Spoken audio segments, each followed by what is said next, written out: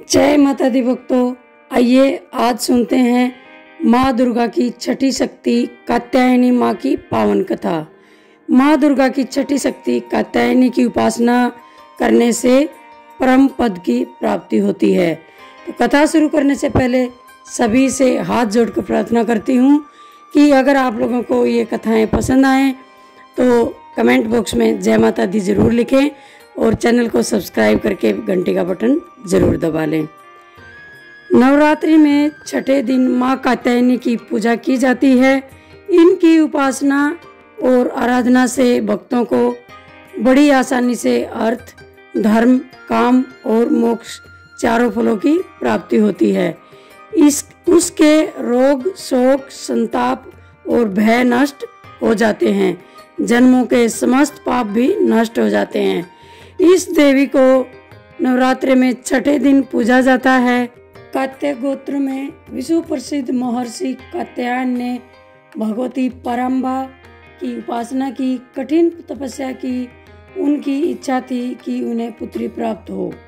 माँ भगवती ने उनके घर पुत्री के रूप में जन्म लिया, इसलिए यह देवी कात्यायनी कहलाई।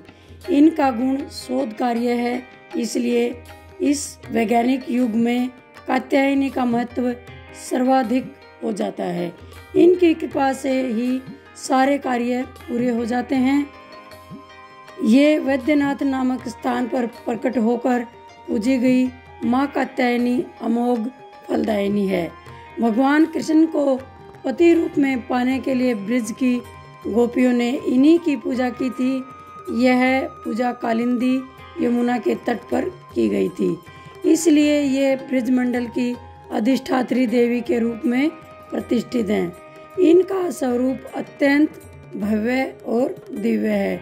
ये स्वर्ण के समान चमकीली हैं और भास्वर हैं। इनकी 4 भुजाएं हैं। दाईं तरफ का ऊपर वाला हाथ अभय मुद्रा में है तथा नीचे वाला हाथ वर मुद्रा में। माँ के बाईं तरफ के ऊपर वाले हाथ में तलवार व नीचे वाले हाथ में कमल का फूल सुशोभित है। इनका वाहन भी सिंह है। इनकी उपासना और आराधना से भक्तों को बड़ी आसानी से अर्थ, धर्म, काम और मोक्ष चारों फलों की प्राप्ति होती है। उसके रोग, शोक, संताप और भय नष्ट हो जाते हैं। जन्मों के समस्त पाप भी नष्ट हो जाते हैं। इसलिए कहा जाता है कि इस देवी की उपासना करने से परम पद की प्राप्ति होती है। जय माता दी, जय कात्यायनी माँ।